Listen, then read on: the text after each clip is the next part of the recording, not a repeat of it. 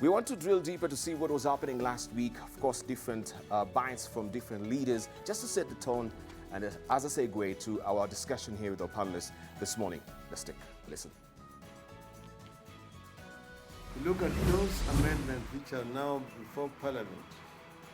They are basically taking us to pre-1997 period. And some of you who are old enough know what it took before the IPPG was formed in Parliament. It took a lot of struggle, a lot of tear gas thrown on the streets of Nairobi before the county regime at that time was forced to a negotiating table. Badala ya kuzunguka na maandamano, badala ya kutoa masharti, wajipange, turudi kwa msema kweli, mwananchi wa Kenya apige kura tena. Faced with this reality, we have no other option but to take the battle to the people. Because as you know, the Constitution says that the sovereignty in the Republic of Kenya rests with the people of Kenya. Wanaenda kufanyia nani maandamano? Ati Chiloba, ati Chebukati. Mimi nataka nimwambie bwana Kitendawili na watu ya NASA, wachana na Chebukati, wachana na Chiloba, wachana na IBC, nyinyi mshindane na Uhuru Kenyatta na mimi. Come server in clouds portal, don't tell you where. That server is in France. It's in France, not in Kenya. That the data was sent there and it did not come back to Kenya. So then you ask yourself, if it did not come back to Kenya, what were they telling at Bomas of Kenya? Wakasema ya kwamba wengine wetu tumechaguliwa na kompyuta. Sisi tukasema basi, kama ni hivyo, wacha sasa ile kura ambaye mtapiga hapa Webuye, returning officer atangaze hapa mbele ya kamera. Kule Nairobi tugojee mpaka karatasi hiyo inaitwa 34B ifike Nairobi. Hiyo ndio iwe itajumuishwa na zile zingine 289. Na ndio Chebukati atuambii mshindi ni na ndio hii story ya vifaranga ya kompyuta ipotee. Tumefanya makosa jameni. Walikuwa wamelia wakasema hatutaki uchaguzi bila reforms. Tukawaambia sasa mtoke hiyo press conference, kujeni bunge hapa, tubadilishe ile Supreme Court ilisema mubadilishe, tuweke hapo ndani ndio tukienda uchaguzi ikuwa ndani. Sasa saa hii wanatoroka tena wanasema hapana. We have a serious perception, public perception already created outside there that these laws are being amended to achieve a certain objective, to rig the elections, to create obstacles, take time, get a couple of the proposed amendments. And you realize actually that these proposed amendments are for the good of this country. You can pass that law in Parliament, but that law will not pass through the court of the people, the court of public opinion. Na tunaambia IBC ya bwana Chebukati, sisi tunasema hatutakubali sheria ibadilishwe. Huwezi ukabadilisha sheria kama mpira imeanza, si ndio? Mambo ya Jubilee tunasema shetani ashindwe, shetani rizwa. Our colleagues on the opposition side, we have invited them, we have begged them to come and deliberate on these issues with us. They have refused. And for your information, there is nothing illegal about these particular legislations or the amendments we are carrying out. The Constitution allows us to do what we are doing as a committee and as a house. Let us follow suit. Let us come forward and raise your concerns on these amendments before this committee, and we will listen. We believe that we can still solve all these issues if there's goodwill before 26, so that we can have a proper presidential elections. Ule ambaye tunashindana naye ameshindana na wengine mbele yangu. Mimi sio wa kwanza. Ameshindana na wengine. na hawa wote ambao wameshindana nao amemalizia kwa kusema aliibiwa kura, ndipo hakushinda. Hata leo hii anasimama mkutano wa hadhara, anasema mimi ni kifaranga wa kompyuta, nilichaguliwa na kompyuta. Na sasa mimi nakuuliza wewe, ati huyu mtu kwa sababu umeenda State House umepeleka tumbo, na yeye si anaomba kiti, anataka kwenda State House? Kwani ataenda State House bila tumbo? Hiyo anaomba hiyo mchezo bwana, wachana na hiyo. Tuko tayari kurudi na yeye kwa kiwanja, lakini kiranja mpaka iwe sawa. Wale wezi ambao waliingia kura yetu hadharani waende wapi? Waende wapi? Mimi Chebukati sikuwa namjua, Cherobo hata sijumjui. Miaka hiyo yote mimi labda nimekutana na wewe mara moja. Wakakuja, wakapanga uchaguzi. Sasa hata hiyo timu ambayo imeletwa, sasa imesemekana hata hiyo pia ni mbaya, na hawa lazima pia waende nyumbani.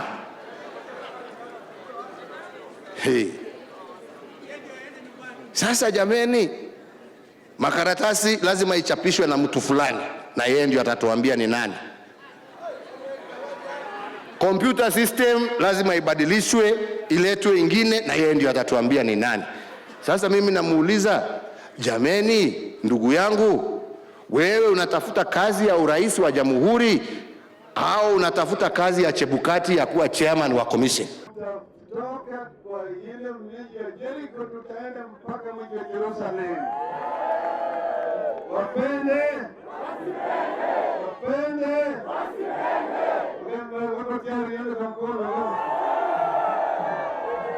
tunasema Uhuru Kenyatta, kama wewe hujarudi kuadhibu Maraka, Wakenya wataadhibu wewe.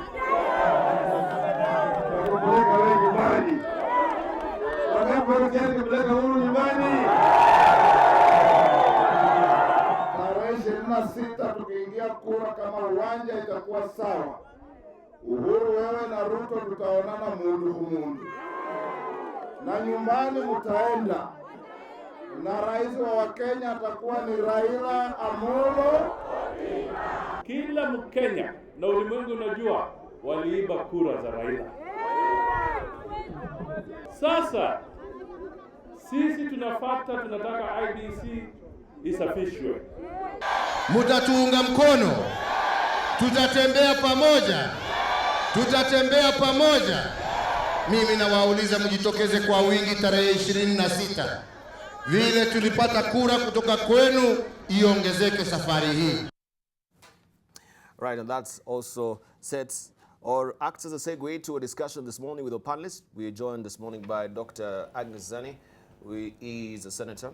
And of course, we do have also, she's a senator, and of course, also the General Secretary of ODM. Also, we have Farah Malim with us, who is the former Deputy Speaker of the National Assembly. We do have with us Dr. Shemo Chodo, who is the Global Leader of Kenya Diaspora Alliance. Also, we do have with us Mudhobe Njoki. He's a governor of the Rakanithi. Good morning, lady and gentlemen. Good morning. Good morning to you.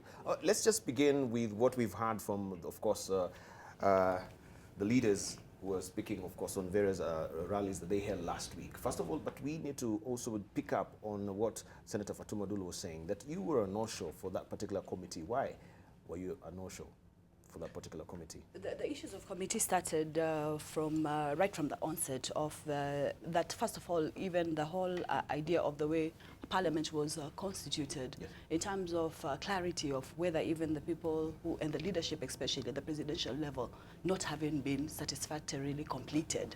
And therefore, moving on to have committees meant it was business as usual. And what we were saying, it's not business as usual. There are certain things that need to be addressed. It's not just the only committee where NASA has not participated. Other committees has not been formed at all. And we're saying there's an issue here that needs to be able to be discussed. Our members from the NASA team did turn up, as Fatma Dula was saying, that they refused to go. They did not refuse to go.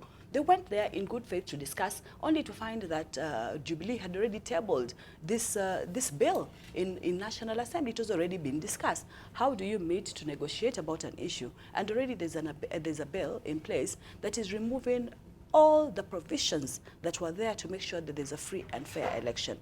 Dibal, if we look at the provisions that have been put in there and the changes that are coming in place, for example, that for IBC, the chair can assume, any person in the committee can assume the role of the chair. We're looking at a very dangerous precedent. Supposing, for example, we even have 3 people given 3 different positions, for example. Yes. What will happen? So some of the issues that we're raising are issues that are very, very key. The issue of the election itself and how it went and the transparency of that election. I've also heard in that clip that Raila has been refusing that he has not won. And what we're saying is just want transparency. And what would have expected from IBC and Jubilee is to show that transparency. For example, very easily, if I was on the Jubilee side, I would have said, here are the servers, here are the systems, completely open. Here are the forms. They have all the markers. You know, if you're saying, for example, that now we can have forms that don't have the marks that really show that these are the proof of the original forms, we could have people just take any forms, even photocopies of those forms, as has happened.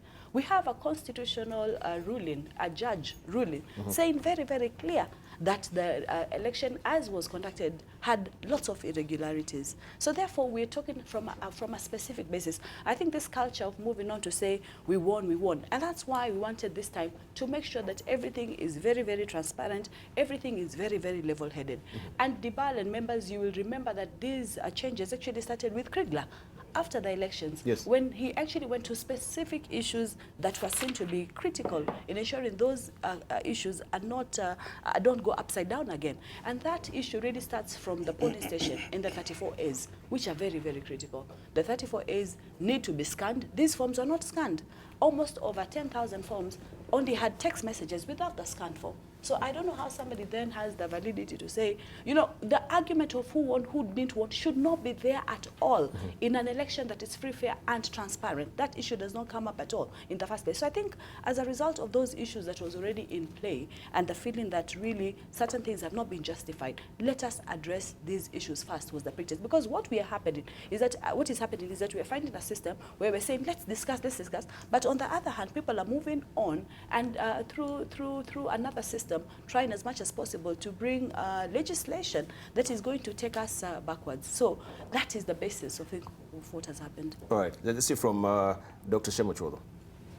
Debal, we're in a precarious situation. I don't think grandstanding, or brinkmanship for that matter, whether by Jubilee or NASA, is the way we want to go.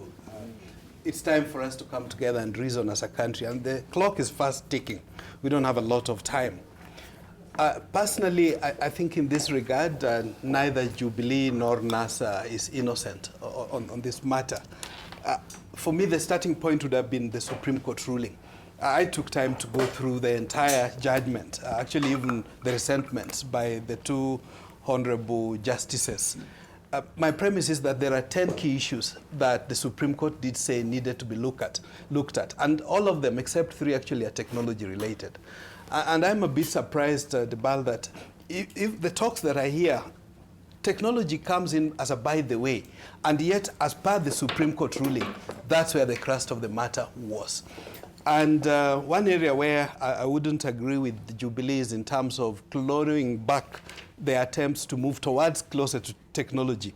If anything, we need more, not less technology. Yes. So to that regard, I don't agree with the Jubilee. But perhaps equally importantly, I don't agree with NASA when they start calling for demonstrations. I don't support demonstrations at this particular point. I don't think they help in anything. The people are already so polarized, and emotions are running high that they don't help at all. So while I appreciate the right of people to picket, that's enshrined in our Constitution, but we also have to be realistic to the facts of the day, that what do we need to do? Let's come together. My beginning point, even though I know NASA has given its raft of claims, what it wants changed. including many things, changing the printer, changing the technology provider, and so on, which practically I can say if we're going to have elections on 26th October is not possible.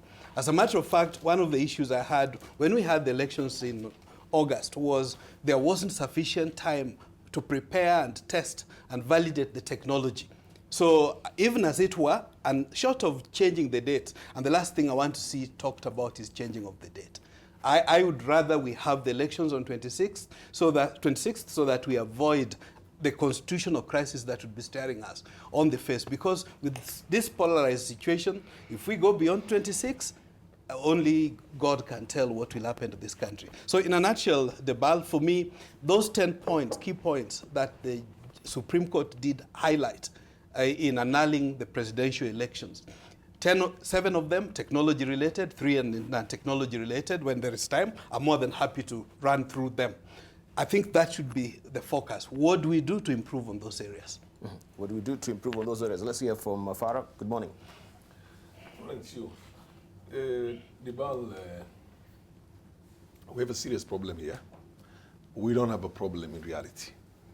If there is sobriety in here, and people understand the gravity of the kind of crossroads we're going through here, and the fact that this episode in the history of our own country is a very, very dangerous episode. This is a time when Kenyans are talking about secession, when half of the country is not willing to go for elections under certain conditions, when the other half says that we'll go for elections whether you like it or not. When electoral laws are being amended in midstream, in a period, in an interim period when we have to have a rerun again, or have another election again. And when you look at what right now IEBC has done, even complicates the matter. Now we are looking for an election for the presidency of this country that essentially the rules are acceptable to all. But very soon we are going to ask for the whole country to have an election again. We have to have a general election because IEBC is trying to reconfigure the KIMS, the integrated KIMS, electronic machines. Electronic management systems, yes. That is evidence. The law is very clear that when you hold an election, all election materials must be kept in situ in the way they are for 3 years. That is the evidence the petitioners want to use right now against the people they're petitioning against. If you go and reconfigure this, then you have lost the information. And if you remember very well, when the Supreme Court petition was being heard, IEBC lawyers and lawyers also from the respondents, in this case Jubilee, were insisting on also being allowed to reuse again the ballot boxes so that you can just shove all these things into a place together and then they can go and use the ballot boxes. That was another way of also destroying the evidence for petitions. Yes. NASA believes that in excess of 100 or between 180 members of parliament are there illegally in parliament. So many senators are there illegally in parliament. Through this process itself, which was countrywide, senators, governors, MPs, women reps are there in parliament when they should not be in parliament. The evidence that was going to be determined through the court process right now is also being destroyed. So what is going to stop now all those people who are petitioning, including myself, asking for, now that you have destroyed the evidence, we want to have a general election. That is going to become a new demand again. So I think we have a problem. And I think it's time we begin talking to one another instead of talking to each other. This is the moment when you need statesmanship in this country.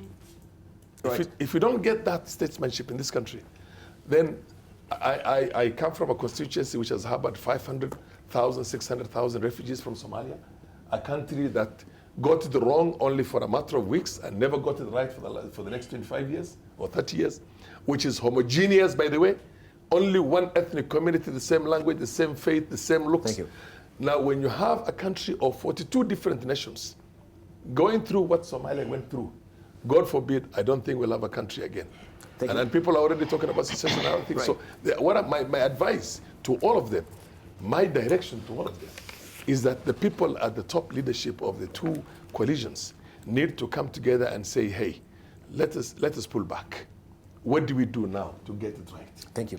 Let's hear from Mudomi Njuki, because the timing of these bills, people say that it's suspect. Why are we having these particular bills? It is ill-timed when we know, of course, we are heading towards the general election. Why do we need to tinker on the security of the chairman in the first place? Thank Why you. do we need, yes. Thank you, Dibal. But before I get into the bills, allow me to answer my friend Fal Mariam. Of course, greet him. Good morning, ladies and gentlemen. I am very surprised. My friend, who is a lawyer, of course, and has also served in the parliament as a deputy speaker, does not realize that democracy is very, very expensive. I do agree. But it also, sometimes we can be exorbitant. We shouldn't allow a third world country like Kenya to be extremely exorbitant when it comes to some of these things that we are calling the cost of democracy. We have law in place that stipulates deadlines for petitions, and therefore, if you are in an election, either governor, senator, or member of parliament, and the time for petition has lapsed, it does not make any more sense for you to hang on what is in the ballot box, because you do not even have the chance to petition after that. And if you have a chance to petition, you have a mandate to ask the courts to ensure that the KIMS kits, like in the case of Embu, where the Governor Wambora and Governor Lenny Kivuti was contesting against Wambora. Kivuti had an order issued against the KIMS being configured again, and they have been preserved intact, so that to ensure that in case the information is required will be intact. So in this case, those people who are interested in having the result preserved should just go to court before the petition time and say, don't touch this. But telling us to completely buy new kits as a country, buy new ballot boxes, and we are talking about the taxpayers' money, the wananchi who doesn't even understand what is going on, that is a very, very exorbitant way of achieving democracy. On the issue of but I'm sorry to mention, but some of these ballot boxes and papers, some of them have been found strewn, all over the streets. Yeah, we had exhibit here from Dr. Miguna of some of the ballot papers that are found on the streets. Right? When we're talking about now getting all these ballot papers, or boxes, how sure are we that we have the exact numbers of ballot papers that were distributed in this country? The responsibility of ensuring that we have enough ballot papers, and of course in the right form, that is the work of IEBC. It doesn't matter to us where they get them from. But we are saying, if an election has taken place and there's no petition in that particular area, why do you need to ask for the ballot boxes to be preserved, or the ballot papers, and even the KIMS? It's not for any use in this particular case. On the issue of the legislation that is before the Assembly at the moment, Dr. Sani, my former colleague in Parliament, laws are made in Parliament in Kenya. No other place the laws are made, and even the ones that are made out there, they end up there. And in the issue of the legality of this move, where the laws are being made, I have not seen any legality in this particular case. What surprises me is when Dr. Sani says that the members of Parliament of NASA found a bill that had already been tabled. And I'm wondering, all these members were sworn in. They are supposed to be on duty. We should be hearing their protests, not cries of things are happening without their due knowledge. They should be aware of what is happening. As when they decide to desert the process, that's a different story altogether, because Jubilee has chosen to tackle these reforms through Parliament, while someone else decided, let's go to the street and demonstrate. And all of us are looking for reforms towards a repeat of the election. The question is, how should it be done? Should it be in the streets, or should it be in Parliament? When you look at what has necessitated this change, or the need to have these laws or reforms, is exactly what my friend Chem Ochodo has said. What did the judges say? They said there was irregularities, And that is why we have to have a repeat election. Incidentally, the same judiciary found no one capable of these irregularities. Now we are saying we have to have a law in place to ensure that there's somebody capable of these irregularities. If the forms are not signed, and that is a irregularity, then we are saying that there was no one who could be taken to court because there's no law that says that something should happen to you if you don't sign the forms. Now we are saying let's have something to deter those people who do not want to sign the forms. And that is why it is necessary. Is there anything that is illegal or irregular about that? Saying that let us have a law that can be able to deal with an officer who does not sign the form deliberately to ensure that he delays. Okay, we shall look at the objects of the amendments bill later. But let's hear from Gladys Bostrele. Good morning, good to see you. Good morning, Debad, and good morning, everyone. I think listening to everybody and what's been happening the last 1 week in Kenya, I think we have reached the point where we sensationalize everything. We are politicking too much over every issue when we could be dealing with it more professionally, to the point that you can feel a sense of fatigue among the members of the public. And I think they are tired. They just want to get on with their lives. They want to have the election properly, fairly, and then be able to get over with it. And that's why when we begin to look at, I listened to the arguments relating to the data in the KIMS kit. Yes, I do agree with Honorable Farah Malim here that it is important evidence. But I think what we must differentiate is that it's the data in the KIMS kit that is the evidence, not the gadget. So you can always back up that data, have it safely to use it for the petition, but be able to configure the gadget itself in order to use it for the election. Because we cannot afford as a country to have to buy new equipment. So it's the data. I think we have to make the difference there. So, but when we go out to the public and tell them they want to destroy the evidence, etc., we sensationalize it and we cause the country into a panic. And I think it's getting to the point where, as leaders, we should stop selling panic to our people and beginning to tell them the hard truths. In relation to the point about the changes or the proposed amendments, and you must remember, they are proposed amendments. There is time the whole of this week for anyone to write a written memorandum giving their views. There is an opportunity for anyone to appear before the select committee to be able to give their views. At the time when the bill was tabled in Parliament through the first reading and the second reading, a lot of the members of the opposition were not in attendance. But there were some members who did attend, and they raised the issues that they had, the objections on the procedure and so on. And they were heard, a ruling was made. But that is what we should be doing as leaders. Because remember, laws are made in Parliament. And take, for example, I'm a member of the Select Committee. I had two choices. I could decide to listen to the sensationalism out there and say, this law is bad and therefore I don't want to participate in the Select Committee. But also I told myself, the people of Uasin Gishu County elected me to work for them and to represent their views. How would I be judged by history if this process is going on? I had the ability to participate in it, make the changes that our people want, or to be able to ensure that I weigh in, to ensure that the views of our people, the people we represent, are in that bill.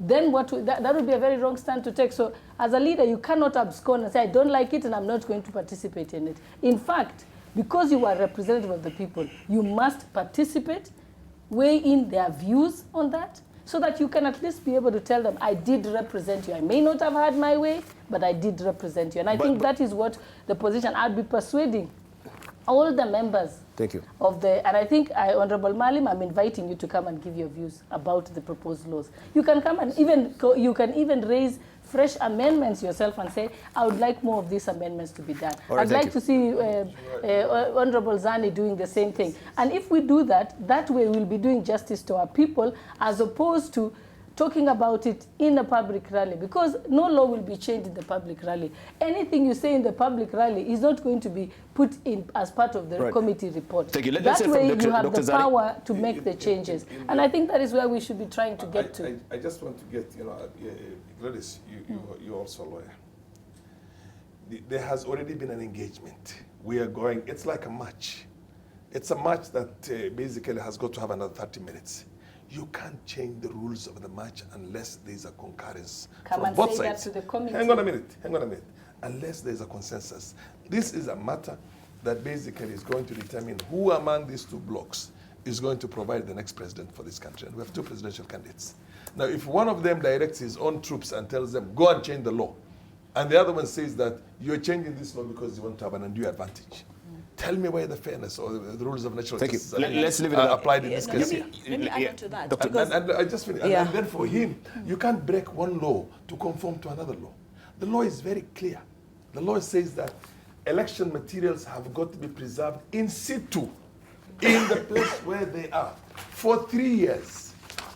Now you talk about us buying, we can't afford new what they call plastic, what they call ballot boxes. We want to reconfigure these things. No. And when you go and back up this thing, this information is information that's there in that equipment itself. I don't know how much of a good IT person I am not. I cannot claim to be that. But how can you preserve that in exactly the form it is? Yes. Not just the list of the voters. The number of people who voted, the timing they voted, the timing when you call those things were changed, including the information in there. Dr. Zali. I just want to talk about the sovereignty of the people and the right of the people to have their views expressed. And when people are coming out that they're going to do today, they are in conformity with Article 37, and they're doing it in their place, in the right place. The sovereignty of the people is in the people of Kenya. They have a right to express themselves. They cannot all go and express themselves in Parliament. And therefore, that is going to be delegated legislation, but it does not remove their right to express that they're not happy with what is going on. That is number one. Number two, Judge Maraga was very, very clear when he made the ruling that the elections, the repeat elections, are going to be done in accordance to the law, to the present law. That was the direction. The problem was that there wasn't a problem with the law. There wasn't a problem with the law. There was a problem in the way people avoided implementing the law. The fact that Maraga didn't find anybody directly culpable, he could not, because that was not his responsibility. He didn't do the investigations to say it was Chiloba, it was Chebukati, he could not. But we know from the evidence that has come, how do you have an electoral body where we have somebody like Chichir has actually logged in? We were here in so many panels talking about the independence of IBC and the importance for fairness across the board. How do you handle an issue, for example, where announcements have been made? And Chebukati has come out and said, we've made all the announcements without all the 34As. These are the issues we're handling. I think it's very important not to sort of sweep things sort of over the cap and say, oh, there's no problem, everything went well. There were specific issues, and these specific issues had been raised. Now, going round, because again, the law is very clear, that the person who is going to make the announcement is the chairman of the committee. There's a reason for that. This committee has several members. Supposing now that the fact that the vice chair can make that announcement, and other commissions can make, other committee commissioners can make that announcement. Supposing we have a situation that I think even happened in another country, I don't know whether it was Gambia or Ghana, where any of those three members might want to declare three different people. Yes. How do we deal with that? You know, sometimes I think we want to make laws and want to go out there and specifically say we're dealing with one problem, we're dealing with the other, but we're not specifically indicating the problem that we are really causing by doing that. Because we have to look at what is the mischief, what was the mischief? And the mischief is that despite technology, and really for me, it just comes to one thing. Even in terms of those petitions that are being made, we have the manual system, we have the paperwork, we have the ballot boxes, but we also have the electronic system that really is very, very clear and it cannot be easily distorted. I would imagine that IBC, even on its own violation, will open up and say, here it is. This is what happened. These are the number of forms we were missing. And therefore, this result doesn't change. Essentially, that sort of goodwill, I think it's very, very important to ensure that under circumstances, we don't go and just try to instigate and say, specific issues. Hang on with the next point, because we need to take a short break right now, and then we drill deeper on those proposed law changes as well.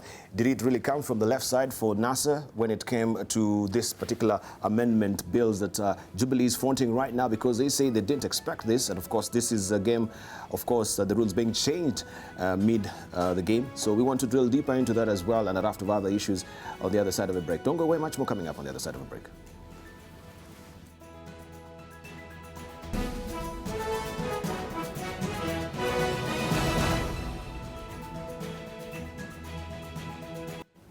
Welcome back. You're watching This Is a Point here On AM Live, running on Decision 2017. I'm holding court this morning with Farah Malim, who is the deputy leader of the Wiper Party. Also, we do have Senator Dr. Agnes Zani. She is also the Secretary General of ODM. Also, we do have Dr. Shemo Chodo, who is a global leader of Kenya Diaspora Alliance.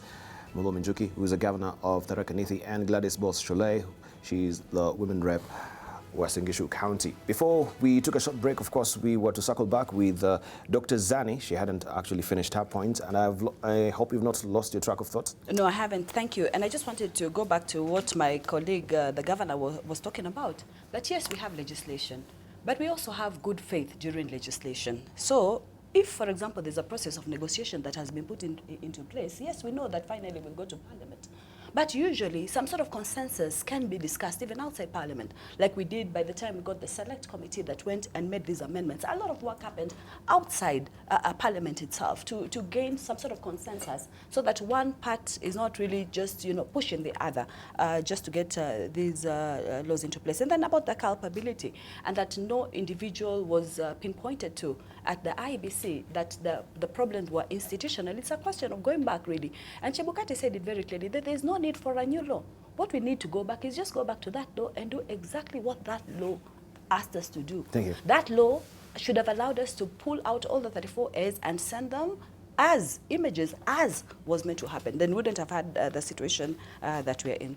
Thank you. Let's hear from Dr. Shemo Chodo. First of all, the issue that, yes, they raise, especially changing midway, the regulations, changing the issue of the tenure of the chairman, right? And she says anyone now can be the returning officer. So we're bound to have a problem if any of them can actually announce who's the president, if that is not solely the responsibility of the chair. We've had this debate before, and you've said, of course, we should actually amend this law so that the chairman it is not only chairman that can be the lawyer in that particular commission. Debal, you're right. I think to the extent that there's a gray area in the law at the moment, there's a lacuna, that only the chairman must be eligible to be a Supreme Court judge, basically saying that it must be an advocate of the High Court, or for that matter. So obviously the fact that we have a situation, this is not normal, but we have a current situation where only one of the commissioners is a lawyer who happens to be the chair. Obviously that's a gray area that, for me, Parliament taking effort to have it clarified is not a wrong thing. Fortunately, it's not something in the Constitution. The Constitution does not insist the IBC chair must be a lawyer. Personally, have issues. I don't see why she needs to be a lawyer. But now, in the IBC Act, it is said it has to be a lawyer. So, with due respect, amending that by Parliament, I have no qualms about it. Also, when we talk of independence, independence goes both ways. It's not just one way. It's not only the Supreme Court that requires independence. The same way even the legislature does not require interference by any other arm of government, whether the executive or the courts. The Supreme Court cannot stop Parliament from its mandate of legislating. In terms of changing the rules midstream, for me, as long as the changes are such that they help to clarify and strengthen the problems that were identified by the Supreme Court, I don't see a problem. Honorable Farah was talking about preserving electoral materials in situ. For me, that's another area. If we had the luxury of time, I'm not sure we have the luxury of time for Parliament to change. But that's one thing that needs to be looked at. You know, when the initial laws were enacted of saying they must be in situ, we can't take it literal. Because, for example, the poll materials begin with the poll center. They can't be preserved at the polling center. They have to be moved to the constituency tallying center. So in that regard, if I was to go with the literal meaning, I would say don't move them from the polling center, preserve them there. So this is not literal. We must understand it in that context. By the same token, we may need, it presupposed that we had physical equipped materials.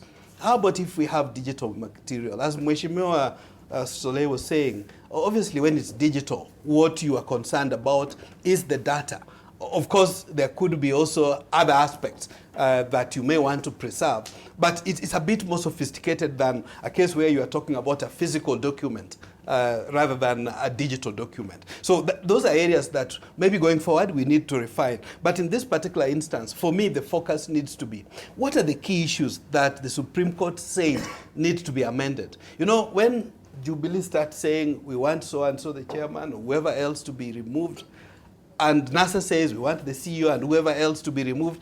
And it's interesting how NASA is very quick to quote the chair of the IBC as if he's not part of the IBC. That's the selective amnesia that we have a problem with.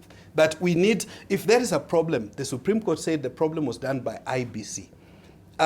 We need to have a proper mechanism of establishing culpability. Before we say it's the chair or the CEO or the IT manager or whoever, there must be a due process. That due process can be internal, and I'm hoping that IBC is already doing it internally, but it can also be external. And I'm hoping the DPP, the CID, and so on would be doing their work, but that should not stop the preparations for the 26th October election.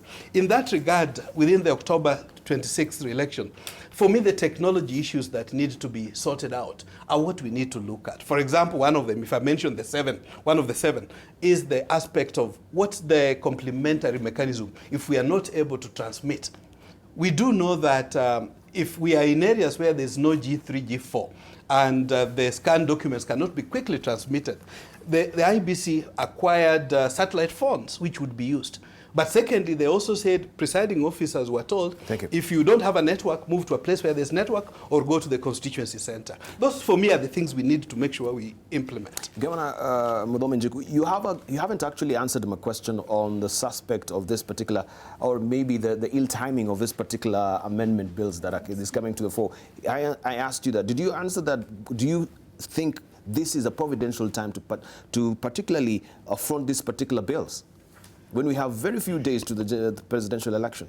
The bill, I think, according to the law, the law of nature and justice, law was made for man, or it's actually made for man, not man for the law. And there's no wrong time to make right. Because in this particular case, the issue of the law being made by the right people is not in contention, because it's just another form of dialogue. You know, this dialogue in Kenya literally means a very political pregnant statement where people want to dialogue. The issue is, where do we allow that dialogue? Because the people who want to have a conversation outside the formal framework, where they want to go have a kamukunji and sit and agree one of a few things, something that has not been mandated by the law. Here we are saying that the parliament is the one that has been given the mandate to make the law. What is wrong with parliament changing the law even when we have the process of repeating polls in place? As long as it is not detrimental to change of the date or to actually be able to bring changes that can interfere with the election itself. I don't see anything wrong with that. Or and maybe the probing question will be then, what is so wrong with the current law that you need to change? I've already given you what is wrong with that, because I've said, Dibal, we have 10 billion Kenya shillings that has been blown. We have to blow the same again in election. This is weighing heavily on the taxpayers. And the reason why we blow this money and we have to do it again is because we want a democracy. Now, we are saying that some people, and I like the way Dr. Sani put it, that the question is not about whether someone had more votes than the other person. It's about whether it was done rightfully. What really made it impossible for us to check manually or electronically who had the win through recounting the votes? Because that is what the bone of contention is. And I want to remind you that voting in this particular case is usually manual. The transmission is one that is electronic. And remember, where the rubber meets the road in making the decision is in making that tick on the ballot paper. Now, this issue of transmission, which of course is a challenge to most of the Kenyans, because most of the population of Kenya are not, they're not IT savvy. That is where we are getting problems, because NASA leader thinks that the results were sent to France and they never hit back to bombers of Kenya. that is electronic challenge, or rather that is IT challenge. And Ochodo, who is very, very IT savvy, easily put it that the IT is usually found everywhere. You don't really have to carry it manually anywhere. And we are saying, because this is where the problem is, why don't we have a law that gives an alternative to this ambiguous thing that is not understood? Because ideally, if we had a way of carrying that from 34B to from the tallying center to Nairobi at the same speed as transmission to do it, then that would be the best solution. But in this particular case, we are saying, let's have an alternative. Secondly, on the issue of the chair, and I like the fact that now I have a panelist who has the same opinion as me, on our Ochodo. Why are we limiting the responsibility of announcing the results to one person? Supposing on that particular day, the gentleman develops a sore throat because he's human, that he loses his voice, he can't be able to speak. Does that mean we have to wait for 1 week, 2 weeks for us to be able to get the results after he recovers from that situation? Suppose, for one reason or another, and God forbid, that he decided to connive and decide I'll not announce the results and hold the country into a lump sum. Are we saying we're not going to have any results? Why can someone else in that commission, mandated by the law that is going to be put in place by the parliamentarians, be able to announce the results? A deputy chair, someone else who has been appointed, just to announce the results, because the results are already there and everybody sees, because it is the tallying has been done, it can be seen. That is what this law is seeking to amend. Actually, it is just a question of having a plan B or having a succession where nothing can go wrong just because someone has gone on leave. You know, those officers who normally go on leave with the office. All right. That is what we avoid. Thank you. But we need to find the rhyme and reason why the crafters and the drafters of this particular constitution had the reason of actually the chairman himself being the returning officer to make the announcement of the president, so that we can get an understanding on why we need to amend it right now. What was the understanding before? Gladys. You know, what always happens, it's like we say there shall be a president in Kenya. Yes. But in the absence of the president, the deputy president shall have the full powers to act as president. Yes. In the absence of the deputy president and the president, the speaker shall act for 60 days until we have an election. So throughout our laws and throughout the laws of every country across the world, there is no vacuum. Law abhors a vacuum. We have realized that we have a vacuum, especially because there is a real risk because of the demonstrations that people might leave office, or that certain people might be removed from office because of investigations that are going on. But let's not have a situation where the country can collapse because one person. And remember, here we are talking about the position of chair, not the personality. And remember, not anyone can be chair, the way the law has been crafted. It clearly states that it should be the absence of the chair, it shall be the vice chairperson. And in the absence of both, which is exactly the way you do it for the presidency, it will be one of the commissioners elected by the commissioners. So it's not anyone. So let's not mislead the public by putting it that way. All right. Then before you go deeper, then let me explain now the amendments. The amendments, yes. yeah. So let me get, that's what I was getting there. I've explained one amendment to the person of the chairperson. No, I'm just creating, because this is in light of what also you're saying. Perhaps, let's say this thing was not really happening, the amendments were not really happening right now after the petition. Mm-hmm. During that particular time when the balloting were on and the counting were on as well, and forbid, the chairman is not there, what will have been the remedial measure at that particular moment? Will we have, because by then Parliament has sort of dissolved, isn't it? Mm-hmm. Right? There's no time to actually make any amendments. What would have been the remedial measure? One would have sought an interpretation from the court. From the courts? Yes. Okay, and let me put it this way. So, Dibal, let's just go, because I think there's a lot of misleading information about the amendments. Like I said, they are proposed amendments. People can still come and make further amendments to it, or even suggestions, or even come and say that it's not even, you don't even want the amendment. Now, when it says here that, when one of the sections says that the results shall be they shall be transmitted both electronically, and they shall use both electronic and manual systems to translate and tabulate the results. That can't be harming anyone. In fact, what is done, if you look at the whole theme of the amendments, it's expanding on the existing law to ensure that there are no gray areas. When it says that it shall verify the results received from the constituency tallying center to the national tallying center, is there something wrong with that? No. It helps all of us.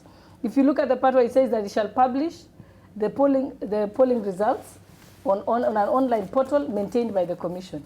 Who doesn't want those results to be published for everyone to see, for all to see, not only one side? So that can't possibly be a bad thing to do. It's here where it says that the failure to transmit or publish the election results in electronic format cannot be in itself the only thing that can invalidate the election. There has to be other points that you need to have looked at first before that happens. Again, that is protecting the sanctity of your vote. Because I cannot imagine a situation where I vote and I tick a box and put it in the ballot box, and someone else writes for me the results, changes my vote essentially on another form, and then that is used as a basis to invalidate the election. What we've said is that because we've now seen the problems that arose on account of the petition and the judgment of the court, it only makes sense to try and improve the law. Again, Dibal, you must remember something. This is not the first time that we are amending our laws. We have done it several times. Even in 2007, we did it in record time. Within a few days, we had already amended the law, including the Constitution. So it has not. It's not the first time we are doing this as Kenyans in response to changes, and this dates as far back as 1997, and probably even earlier. So we should not read mischief as it being done just now, but. Again, like I said, everyone makes it, we don't want to make it out to the public as if the amendments have been made and they've already been passed without consulting everyone. These are proposed amendments. There is sufficient time for everyone to give an input. And Dr. Zani has said something right. Two things you've said. People have a right to express themselves, isn't it? So they are allowed to demonstrate. But also, it doesn't mean that is the only way they can express themselves. And you said all of us cannot be in parliament. Exactly why we have elections in any country is because the whole of Wasingishu cannot be in parliament. So they have a representative that goes and represents their views in parliament. And that is where we want the discussions to come. Right. And that is where the pressure should bear. The people's right to express themselves and picket should be when all this has failed. We have not even made an attempt. Jabal, before we leave the issue of the amendments, I think there are two key issues. For me, for the chairman's position, having it clarified further, that I support, provided it's clear that whoever will be acting chair at the moment, whether it's the vice chair or any of the other elected commissioners, as long as there's that clarity, I have no problem. In terms of the technology, I think Mheshimiwa here needs to recognize the history of why did we go electronic. Right. And before we even go back to manual. Can we shelve the electronic then and the manual because we'll get into that. I want us to just go blow by blow on this particular amendments, Farah. Yes. And my director may just actually put it up so that now we can clarify our niche. Because also she's read some, of course we know there are others. This was drawn from a standard. No fresh nominations after successful election petition. This is what is proposed. Also, no election when one candidate is left on the floor. We need clarity on that as well. Election officials to be jailed over inaccurate, incomplete or falsified forms. Insulate electoral victory from being overturned on flimsy grounds or technicalities. Then cautious provision results from electoral nomenclature, right? So also that we need a clarification. I think also we will pick the brains of Dr. Shemo Chodo on this. Reduces IBC quorum from 5 to 3 commissioners. Open voter identification to other means other than biometrics. Places supremacy of manual results over electronic results. Reduces qualifications for chair of RBC, which we've just also mentioned that he doesn't need to be a lawyer. Provides for acting chairperson in form of vice chair of elected commissioners. All right, if we begin with the no fresh nominations after successful election petition, right, do you agree, all of you, that this should be the way to go? That is for all petitions. This is for the election petition. For the election petition, this is not, maybe Gladys, you can actually tell us, is it for the presidential, is it for all the petitions? No, this is the presidential. The presidential, because that's the bone of contention. And remember, this, if you look at this amendment on the procedure for a fresh presidential election petition, this was discussed in great detail in the 2013 judgment of the Supreme Court. I think what's happening here is an attempt to legislate that opinion of the Supreme Court.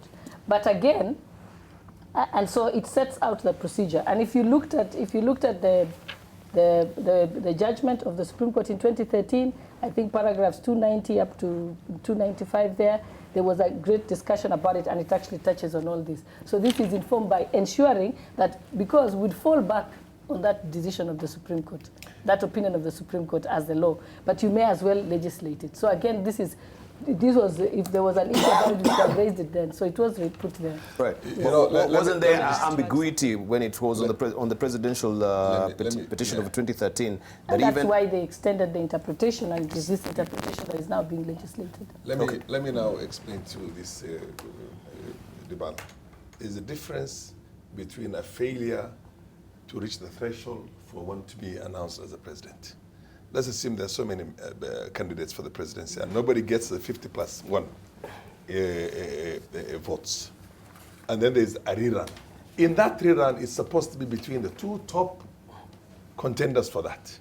But when there's a petition and the thing is nullified, this thing is supposed to start from ground zero again one more time. You understand my point? Yes, it's supposed to start from ground. The same way, the same rules that you're going to apply for members of parliament, for senators, for governors, for anybody. The moment you nullify an election, it means that election was badly done. It has to be redone again. It's all over again. You start on a clean slate. It's not a runoff. There's a difference between a runoff and a petition that has nullified an election. So I don't see the reason why that now should be used. This is now politics. The other bit I want to tell you is that, yes, we have the presidency. The president is the president of the country. In the unlikely event or in the likely event that something happens to the president, one reason or the other, the deputy president takes over.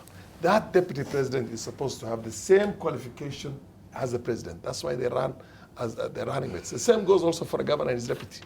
They have to have the same age qualification, academic qualification, and everything. Now, because Chebukati is supposed to be a lawyer of long standing who can be a judge in the High Court, it's only fair that his deputy also has similar qualifications so that deputy can take over. When you reduce the quorum, that is another mischief again. Because when you want to interrogate a piece of legislation, you ask yourself, what was the object and spirit of the framers of that particular piece of legislation? I was in that parliament myself, which legislated on these things. We were trying to cure the problems that got us into the post-election violence of 2007, 2008. Now, for us to go back to the old one, why did the Kriegler say you must have an electronic? Because it's difficult to tamper with electronic systems. It's very difficult. You see, when you remember the election of Kibaki and Raila, yes. and overnight, in a matter of 20 minutes, somebody who was behind by 1 million votes, we became, cut up the 1 million votes and had a couple of 100,000 votes. It was just somebody sitting somewhere and deciding how many are they ahead of, add this, add that. You can't do that in an electronic system. I just want to finish. We'll come to you. Let's go sequential. No, it's on a point that he has just tried to... Hang on it. We'll go sequential. We'll come to you. I just want to finish. The sad thing is, okay, I understand. A number of people who are sitting with me right now in this, people who are not there through the very difficult times, and even if they're there, they're very young, going through primary schools and secondary schools and the rest of it.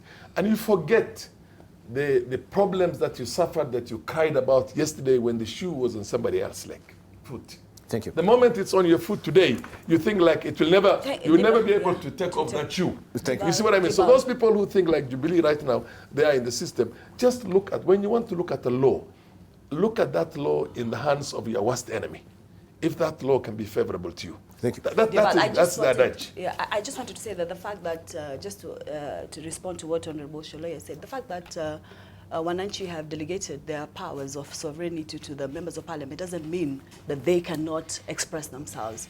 The Article 37 allows them to do exactly that. So they can do that. The provision is there. They can't be stopped from doing that. Number two, the problem sometimes is not with the law. It is the way it is applied. We had a very good IBC law. We had a very good process. We had very good Election Act. But for example, how do we address issues like, for example, results beginning to stream in even before they have actually been received? How do we explain results that are coming in and we can't tally those results with specific polling stations? How do we explain missing things? Because you see, when you put it like that, it's really, to me, sets up a scenario that can actually be manipulated in a very, very bad way. We'll start with the first one, and that is about the chair the IBC chair, that now we can have the deputy, or we can have any member, for example, step in. Supposing we have a situation where, even as we go through that process of either identifying that it's this one who's going to be the chairperson, is this one who's where are the regulations for doing that? How do we know who will end up giving that result? Why can't we have it as we did? Because there must have been a reason why the Constitution actually indicated that it's the chairman who should do that. The second one, on the transmission, Kriegler addressed this very, very well. The problem has always been that from the polling station, what is this result from the polling station? From, for example, Baraza Park polling station, where I vote, if Raila has 300, and, for example, Uhuru has 100, how do we know that a figure, and it has happened. It's not that we're talking from the sky. It has happened. How do you deal with a situation where somebody adds a 0 and makes it 1,000? And these are the issues that this law was meant to address. That means at the polling station, the agents are there. Everybody who is meant to be there signs. We have a particular form that has already been clearly identified with all the identifier marks, so that we know this is a specific form, it has been signed, and then it is transmitted immediately electronically. The problem was that if it was going to be done manually, it would mean this form, somebody has to actually run with it. Now, if we say we can either do it manually or electronically, and then we say that in a case where electronic doesn't work, manual is to prevail, it again goes to the same mischief that we talked about, and that was the complementary part. And you remember when we had that debate, we're saying, what does this complementary mean? And members of Jubilee didn't indicate what it meant. It actually meant manual. And that same manual is the actual mischief that that law was meant to cure. So that at the end of the day, you have this transmitted, you have it put out, labeled out or pinned up so that everybody can see. I would suggest everybody actually takes a photo of that particular 34A and actually be able to move it from there. Then the issue about violations to the Constitution must be proven that it will affect the number, that it would have affected the numbers. How can anybody do that within the stipulated 14 days? How are you able to get all this data? Because from the previous experience of the elections on the 8/8, it has always been about people running after the commission. For example, if NASA had not been proactive and other Kenyans had not been proactive to actually identify some of the issues that were problematic, that, for example, they were able to question where were these results from the polling stations coming from? Why this is the it is in one of the from the standard. This is the one where it says violations to the Constitution must be proven. It must be proven to the effect that if it doesn't affect the numbers or the presidential election, then they will not be taken into consideration, that they'll be null and void. There's one here, just here. I will tell you exactly where it is. From the newspaper. No, but it's all right. We are looking at generally where the ills are and addressing them in totality. We're not scrolling through all the laws at the moment, but this is one of them that is there. There's no law that then we have the anomalies in statutory forms. Have to be enough for them to be able to nullify the presidential. And then lastly, the issues of returning officers, which has been a real problem. For example, the returning officers that have been put there, have they been evenly distributed across the various regions of the country? Thank you. Why do we have returning officers that seem to only come from one place and not the other? We found cases at the polling stations of people who were harassed and abused at the polling station to ensure that they do not address the issues at the polling station. So we have to always ask our question, what is the mischief? What is the mischief that any law wants to address? And what is the mischief that this law wants to address? This law that they want to propose wants to address a situation where we can have now any 3 commissioners. That number, for example, is such a low number for quorum. And we also know from the information that we have that the commission itself seems to have taken sides. So equivalently, we might have 3 people on one side, 4 people on one side, and we have that 3 being able to come and make a decision. And that is where the problem is. Thank you. Number 2 and last is if we have a situation, because that's what will happen. As I told you, Dibal, our problem is never about the law. This election should have been able to run smoothly with the law as it was meant to be. But the problem is how people twist, distort the law to their advantage, and that's where the problem is. We'll also have the same problem with this distortion. If we have people who are not meant to make the announcement, and they'll say the law allows me to. Thank you. Let's hear from Dr. Shem. Yeah, well, my worry is that I think we seem to be, both Jubilee and NASA are concentrating on issues that for me are not crucial from the Supreme Court ruling, while the actual issues are not being addressed. The two non-technology related issues that the Supreme Court raised, having gone through the judgment, the first one was the failure to comply with the law requirement that there's simultaneous transmission of both the scanned copy and the text copy. I have not had that coming up in these amendments. Can we seek clarity in that? There was the other issue of the fact of verifying the announcements being made without verification, while at the same time the Maina Kiai ruling of the appeal court to an extent tied the hands of the returning officers. What does it exactly mean verifying? It didn't say the verification must be done by, for example, the national returning officer, who is the chairperson. Can that verification be done by the constituency returning officers? That's not clear. These, for me, are the areas that needed to have been clarified in the legislations that are being done. For the part of the technology, I would just take two examples of the 7. One of them said that the ICT director, in his affidavit, he said that the POs had been instructed that where there is no G3, G4 network, you go to where you find a G3, 4 network. And where you don't get it, go to the constituency tallying center, because all the 290 constituency centers have G3, G4 network. What do we do to make sure that's complied with? And even before we resort to manual, can we refine the procedure of how do we move? If that doesn't work and they can't get G4 network, then of course there are the SAT phones. Before we go to manual, why don't we refine these issues? I'm just mentioning this because for me it would be more useful for NASA and Jubilee. Say, I know we have a raft of requirements, demands we want. NASA, Jubilee, we have a raft of demands. But why don't we put those aside, shelve them, start from the Supreme Court for purposes of the 26th election. Look at what are the Supreme Court saying were not constitutionally, were irregularly and illegally done. And those are the things we concentrate on. Because for now, I think we are spending too much time on sideshows. All right. On sideshow, let's say you wanted to get a right of reply to Farah. Yeah. Yes. Okay, it's not a bit too late. You should be allowing interventions because that makes sense. Okay. If possible in your shows. So it's been clarified. Otherwise, do you think it's been clarified? You're becoming a dictator in your show. And you're the guest. You know, I am sorry. I am seeking this clarification on the issue of what Kliger actually recommended. That the electronic transmission cannot be interfered with. I have a problem with that.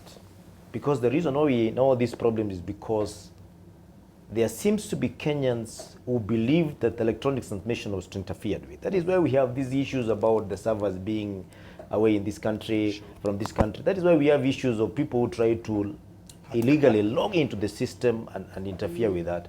While the manual form that is scanned as physical evidence that the agent signed on it, it was shown to several agents at the station.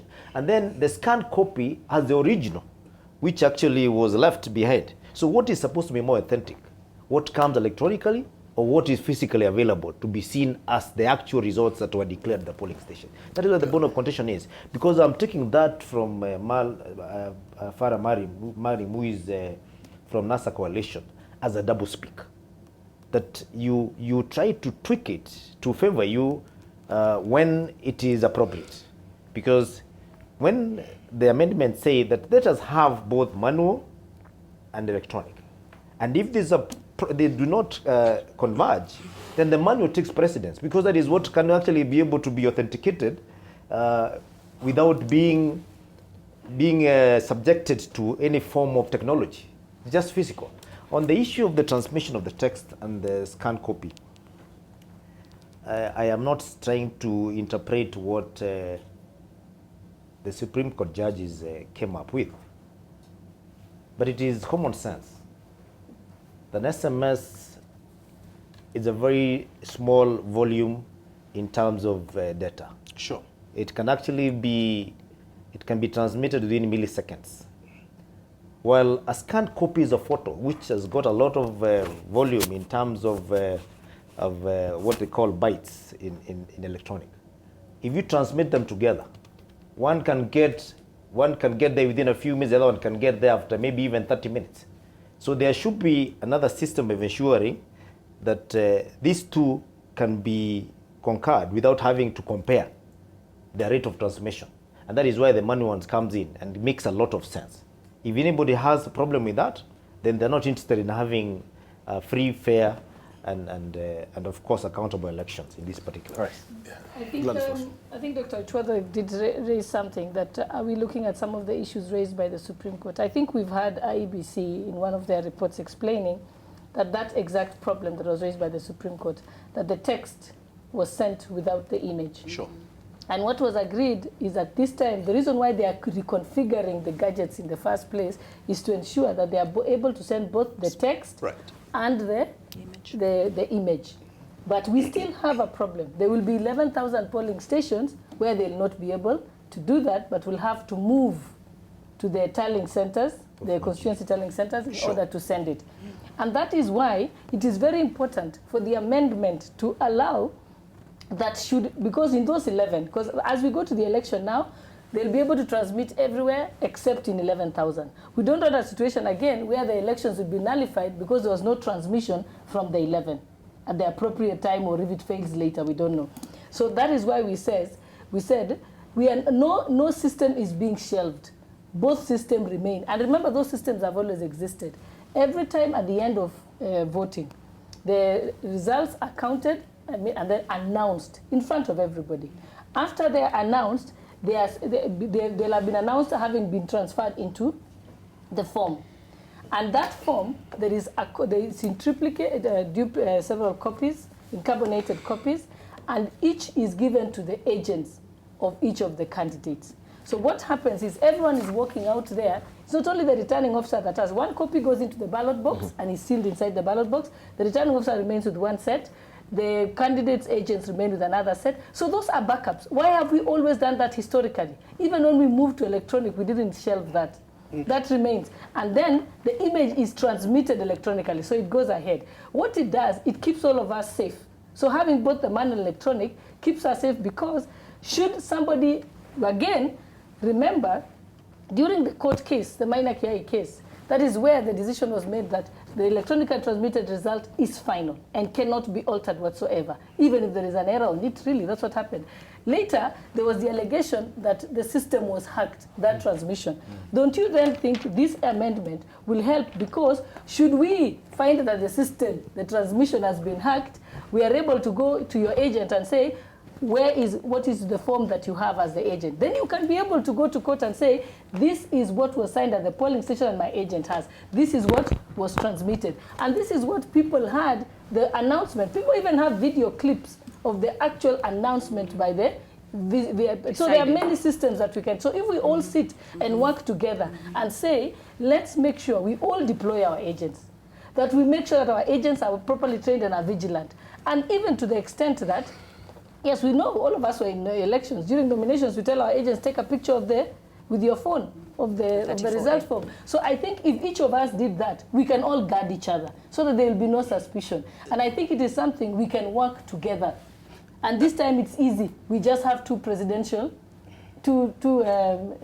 candidates. It's so much easier that if we and remember, IEBC trains all our agents. We make sure our agents in that same training place. That way we shall have both documents. As to the issue about the Kim's kit, that data will be lost, etc. And I think now I've remembered, I have my iPad here. I've changed it several times, the gadget, but my data remains the same. I've never lost my data for more than 10 years. 15 years. Right. So it is possible. So this is a system that adds to the system that we have and ensures that we can have it proof. It does not take away one system. All right, let's say from Farah. You can change the screen, but if you change the data and feed it with another data, completely remove that data, then that data, you cannot access that data through this gadget again. Suppose you lose the gadget. Just a moment. If you lose the gadget and you already, there's cloud and other things that you put in those places, then it's easier to get it. But the way it is right now, there is reconfiguration. What do you understand by the word reconfiguration? We've backed up the data? No. How? You're trying to imagine that is what basically is happening. But we don't have any information that is going to tell us. Give us the comfort that information, which is evidence, which is exhibits, in many cases court exhibits, is not lost. Now let me tell you what basically we did. the reason why we had wanted, through the Kriegler report, the electronic information to supersede, to be superior to the manual, sorry, is because the manual is what was tampered with in that election. Manual is very easy to tamper with manual. You can just change the information. If it is 100,000 votes for so and so, you can say, okay, what is the other side? Oh, this guy is ahead of us. Make it 150,000. That's the manual. And this returning officer can send this information when he knows full well that he's trying to, he's doing an illegality. That's why that, so just a moment, that's why we're saying the electronic one should supersede everything else, because that is the information which, even if you go for a petition, is going to end up with the courts, and the courts can nullify. But when you say in an act of parliament that the manual will be superior to the electronic. You had no problem with electronic transmission this time? No problem. But did you have no problem at all with it? The only problem we had with it is that, let me tell you. Because you said that's the best one. Did you have a problem with electronic? Gladys, when you went for your masters, you went there with your transcript, even if you did not have your certificate ready with you that time, signed by the dean and shown it, and then you accepted on that. How do you get from, without getting from 34, what was it? 34A. 34A, then you generate from 37. How do you generate a secondary school certificate when you don't have the primary school certificate to show that you have gone through this place? Or this is the information that's there. The transcript is not there. The Maina Kiai case said that the... Sorry, hang on. Can I finish? Can I finish? You finish. Can I finish? So basically, sometimes, even if you say this is white and all of you say it's black, it's black. Maybe you can get the information, all of you saying black, and I'll just keep quiet. You see, there is a deliberate effort on the part of many educated Kenyans to distort facts because of an interest. I'm not running for the presidency myself, let me tell you one thing. And I frankly don't care who becomes the president of this country, provided that person is qualified and is going to lead this country in the right way. Now, when we get so fixated at that leadership level on individuals so that we betray our own conscience and just turn out to become some activists and sycophants and for one leader or the other, we have a problem. We have a serious problem. So what I'm trying to say myself is that we had a country that almost became a failed state. We came up with international support, with Kriegler support and everybody else, and came up with a system that we felt was tamper-proof. I still believe this system is tamper-proof. And I still believe that when we go for petitions, the same way the presidential petition was determined, every other petition where even if they try to tamper with, it's difficult to tamper with. Finally, let me tell you one thing. Finally, very briefly, when the Supreme Court said we will not put the blame on anybody, they said, if you remember the words, systemic failure. Systemic. It's a system. So the whole system needs to be redone again. The system has got to be corrected. They do not want to blame it on so-and-so or so-and-so. It's the system. Get the system right. And that was what basically they said. We want to vilify them. We want to do all sorts of things. It makes absolutely no difference. If I were Jubilee today myself, and I'm so confident of winning, and I have the benefits of incumbency, which they have, by the way, and the resources, and this is a rerun, by the way. Let me tell you, it's a rerun. I would say, okay, fine. Let's go these things and get it all done right. And still be confident that you have an edge. You get my point. Okay. So the problem is I think people are getting worried and scared. Very briefly, I think in a situation where the two systems work concurrently, should not have a discrepancy. The 34A from specific polling station P should be the exact one that should be transmitted. Now, therein lies the elephant in the room. That's not what usually happens. If you look even at the 34As that were transmitted, they were not what came from the polling station. Yeah. So you have to ask yourself, and I wish members could address this issue, where were the other logins from other members?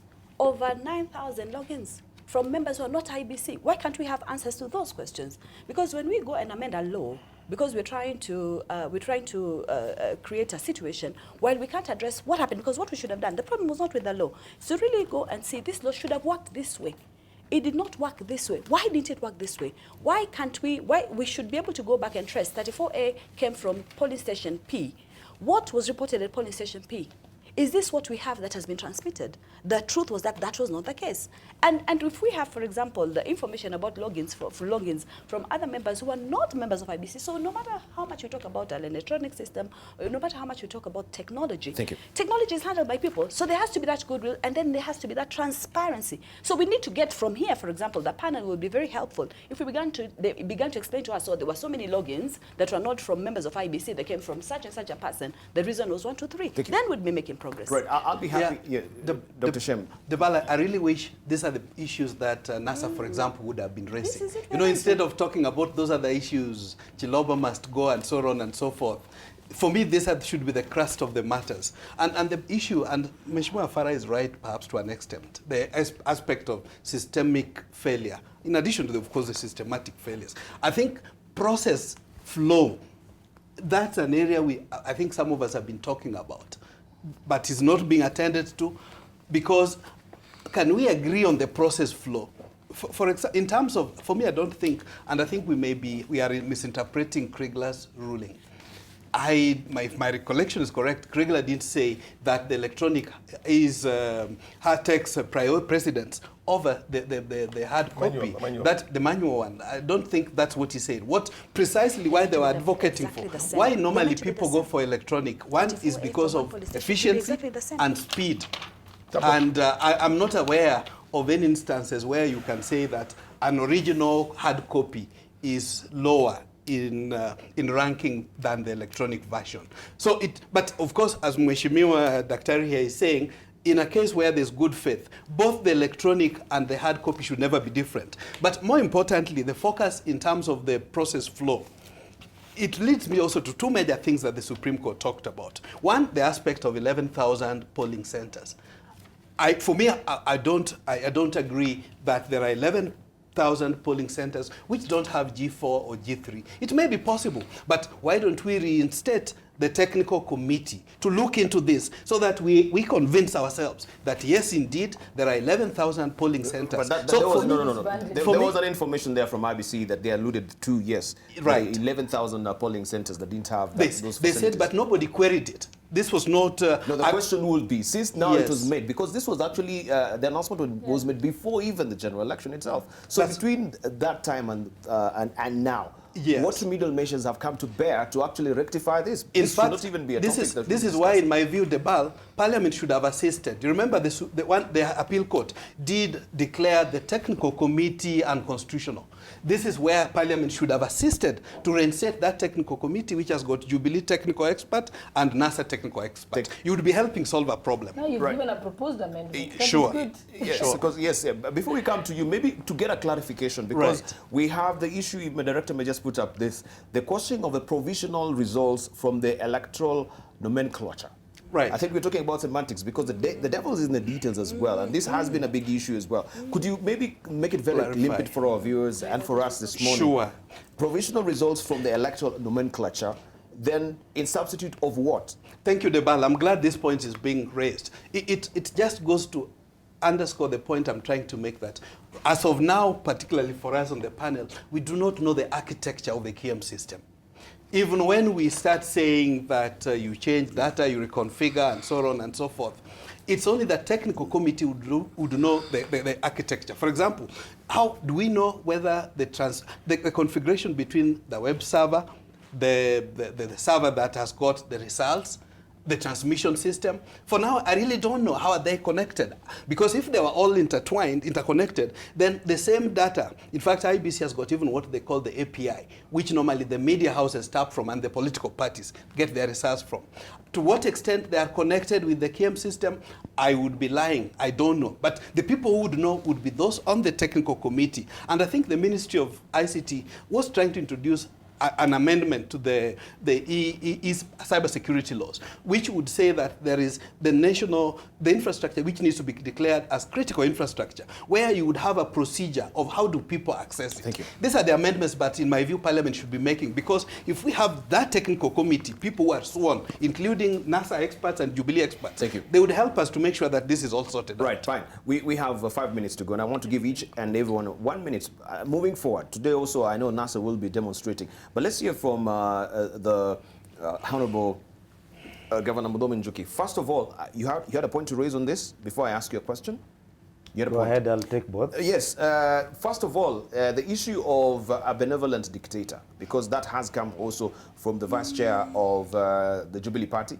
We've had also that from the member of parliament from Kihara, that is Honorable Njoro as well. Why are we talking about a benevolent dictator for this country?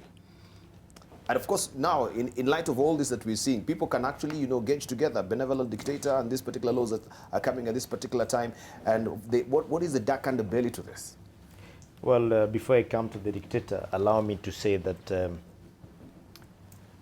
an original always take precedence as the most authentic document as compared to a copy. True. In this particular case, the physical form at the polling station is the original. The image that is transmitted through the KIEM system, which we seem to be embracing and basing all the arguments on, and even nullification of results, is only a copy of what is at the polling station. So whether it is interfered with by people who work into the system, whether the systems collapse, the original is still there. And that is where our focus should be. On all these are the issues of transmission. I think it's a way of trying to confuse the Kenyans who do not understand IT on why election, a very expensive one, should be repeated just because there was an issue of the transmission. When you talk about the KIEM's gadget, I don't believe it's a gadget that does anything that cannot be done by any other, even your laptop. You cannot downplay the fact that we are here because of the issue of transmission. That is what I'm coming to. Yes. The question should be, was that a good reason enough to be able to cancel the elections? And that is what we are avoiding again. Because if the error, when we looked at keenly, yes, it's unlawful maybe.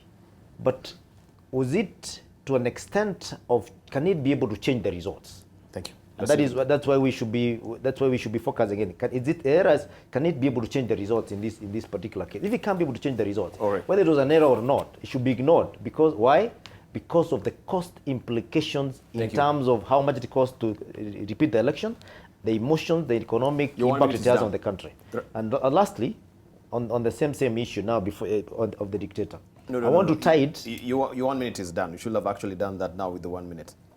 Thank you for. I want to tie it with the issue you asked about one candidate. You didn't. That was what dwelt on. All right. Why should we have an expensive election taking place, yet we've been left with one candidate? If someone decides not going to take part in the election, why should we have 10 billion being used to confirm that this one person who has decided to take place in the election is the authentic candidate? I want to remind you that in a constituency called Kikuyu constituency in Kiambu, there were no elections because we had only one candidate. We saved money by not having elections in Kiambu. It should be the same thing. If someone decides not to go to elections, let's declare the ones who want to go for elections as the winner of the elections. Thank you. All right. Let's get your closing remarks. Let's begin with Dr. Zani. Thank you. I just want to say that an original remains an original only at the point of the tallying center, the National Tallying Center, if that information there is exactly what was at the polling station.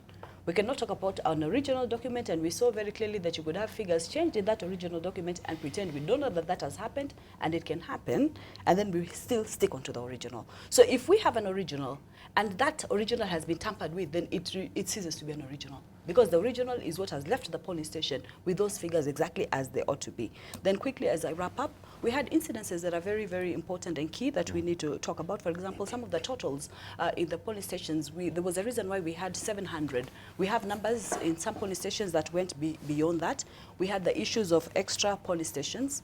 We had the issues of also Irregularities and the extra ballot papers. It would be really nice to hear, for example, concrete information coming from exactly where are the 1.5 ballot papers and what happened, and where the KIEM's transmission came from, the issue of the GPRS that will be targeted specifically with specific KIEM kit, so that it can be very, very clear that this has transmitted from this range. And I just want to finish and say, Kenyans are very aware. Kenyans understand IT. Kenyans understand IT, and that's why they're demanding. They're saying, why don't we just open up the server and deal with this problem very briefly, once and for all? Your headline thoughts? My closing ones is that Kenyans are in a stage where they need inspirational stories. We need to rebuild their confidence. Yes. The fights that we are seeing on Jubilee and NASA are not helping. Let's sit together and talk. And for diaspora, they are keen. They're meeting in December in Kenya to try and give another narrative that, look, we have been left out, excluded. This country belongs to all of us. We need to reclaim it. But more importantly, let's give Kenyans hope and inspiration. Thank you. Mudhomi Njuki. Whatever happens, Dibal, let's have election 26th of October, because Kenyans are tired of being in a political mood all the year round, going into second year. We need to put sanity back in this country as far as elections are concerned. To be proper elections. Dibal, I had the pleasure myself of representing a constituency that had hosted 600,000 Somali refugees. I can assure you, if this country goes to the docks, these nations that we create and the tribal warlords that we are creating right now will only be relevant for a couple of weeks. When you have chased all, for example, the Luos from Mountain Kenya, or all the Kikuyus have left, Nyanza, or all these have left, it's only a matter of weeks. After that, they will turn on. Can I just finish? Everybody had this time. You're too fast on me. You gave twice to Mudhomi Njuki and everybody. Now, what's happening? Well, Sasa, what I'm just saying is, and this is very good for Kenyans to hear. I want you to hear. When finally, after 3-4 weeks, those same boys that you have unleashed on what you thought was your opponents or other communities will be unleashed on you. All those people who were warlords in Somalia, those generals, those professors, those ministers, ended up being killed by their own people. Because when they have chased away all the Kikuyus from Luo and Nyanza, those boys that you have set in there will turn on the elite in that place. They will go to the ones who are educated, the ones who have the resources, and the same will happen in every region in the country. So my position is, let us hold back, let us stop, take a few steps backwards and try and see this country as bigger than everything else. And this information goes more than anybody else. Thank you. To Uhuru and Ruto and to Raila and Kalonzo, who are the leaders of these two different coalitions. Thank you. To try and unite the country. Thank you, Gladys. Very briefly. And the election has got to be an honest election. Yes, I think, like we said, this country needs to move forward. The Supreme Court said we have an election, we're going to have an election on the 26th. Let's have that election, but most importantly, as leaders, let us work soberly to make solutions. Let's not discuss solutions in public rallies. Let us sit down together and hold the solutions. For example, the meeting with IEBC, we shouldn't have walked out. We should have sat there. It doesn't matter if you don't agree with each other, but come to a solution. Because the most important thing, a solution so that we have a better Kenya. Thank you. But not to all the time say, as a leader, because I have a right, I can storm out of a meeting and not go to get into the solution. We owe it to Kenyans to do that. Thank you very much. And I think it would be... All right. Thank you for your valid company as well. I want to thank my panelists. Dr. Zani, are we having a demonstration today? Yes, no? Yes. Yeah, there is a demonstration. And we're going to be giving you also, or relaying that wire-to-wire live or wall-to-wall live coverage from where it will be happening today. Thank you for your valid company. I want to thank my panelists as well for also thrashing out this matters. We continue the same discussion on people and politics as well tomorrow. Thank you for your valid company and also for sharing your morning. My name is Dipalana.